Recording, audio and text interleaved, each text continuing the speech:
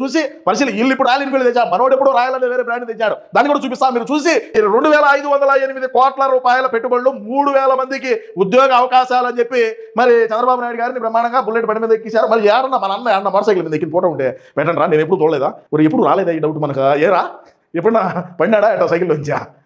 అందుకనే ఉన్న 2 చక్రాలు ఉండే బండి ఎక్కడేమిరా, ఏడా దాఖలాలు లేవి అన్న బండి తోలిట. బాగా ఆలోచన చేయాలా, రాయల్ ఎన్ఫీల్డ్ బైక్ని అందరూ కొనుక్కుంటారా, అందరూ కొనుక్కోగలుగుతారా? మరి మన అన్న తెచ్చినటువంటి రాయల్ బ్రాండ్ ఏదైతే రాయల్ ఆర్మ్స్ అంట, ఈ రాయల్ ఆర్మ్స్ ఎవడైనా సరే 150 200 ఇస్తే ఓడిస్తాడు. అది మరి రాయల్ ఎన్ఫీల్డ్ 150 200 ఇస్తాడా? ఎందుకంటే స్పిరిట్ కదా, దీని ఎక్కడ నువ్వు ఏమనుకుంటే అదే అది ఎక్కినావంటే కథ వేరే ఉంటుంది. మరి ఇది ఎక్కడ మేలా, ఇది ఎక్కడ మేలా? కూటమి ప్రభుత్వం అధికారంలోకి వచ్చి ఆ రాయల్ ఎన్ఫీల్డ్ పరిశ్రమను తిరుపతికి తీసుకొని వచ్చినారు. మనోడు ఎప్పుడో తెచ్చినాడు, మరి రాయల్ ఆర్మ్స్ అంట, దీన్ని ఎప్పుడో తెచ్చినాడు మనోడు, రాష్ట్రానికి ఎప్పుడో పరిచయం చేసేసినాడు, అయిపోయింది. రాయల్ అనేది బ్రహ్మాండంగా ఉండాలా, మరి ఆ రాయల్ మీరు వెనకాల ఎన్ఫీల్డ్ పెట్టుకున్నారు, మేము ఇక్కడ ఆర్మ్స్ అని పెట్టాం. మరి తేడా ఏందనేది ఈ బండి తయారు చేసేదంతా కూడా తిరుపతిలో పెడుతున్నారంటే మనకు మంచిదే, కానీ మనం ఒప్పుకోం కదా. మనం ఎందుకు ఒప్పుకోవాలా?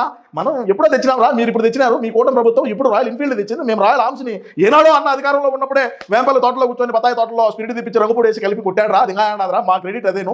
మరి అంటే గతంలో చంద్రబాబు నాయుడు గారు కియా పరిశ్రమను తీసుకొచ్చినారు. మరి కియా పరిశ్రమ రావడానికి గల కారణం, ముఖ్య కారణం ఏంటంటే ఆ రోజుల్లో మన మహానేత రాజశేఖర రెడ్డి గారు లేఖ రాయడం ద్వారా మరి మన రాష్ట్రానికి కియా పరిశ్రమ వచ్చిందని గొప్పగా చెప్పుకుంటారు. మన దగ్గర ఉండే పాలేరులు తపేలం వేస్తంత, ఓకే నో ప్రాబ్లం. మరి రాయల్ ఎన్ఫీల్డ్ వచ్చేదానికి అన్న కల్లో వివేకం సార్తో మాట్లాడినాడు. వివేకం సార్ రాయల్ ఎన్ఫీల్డ్ సంస్థ ఎవరైతే ఆయన మనకు తెలియదు కదా, కాలం కాబట్టి మనకు తెలియదు. మరి ఆ రాయల్ ఎన్ఫీల్డ్ సంస్థకు కల్లో మాట్లాడి ఖచ్చితంగా నువ్వు తిరుపతిలో పెట్టాలన్నాడు. అందుకోసమే వీళ్ళు ఇప్పుడు తిరుపతిలో పెట్టుబడి పెట్టి తిరుపతిలో బండ్లు తయారు చేసేదానికి ఆ పరిశ్రమను పెడుతున్నారని చెప్పినా కూడా మనం ఆశ్చర్యపోవాలా, ఎందుకంటే మనం ఊర్లే కాబట్టి.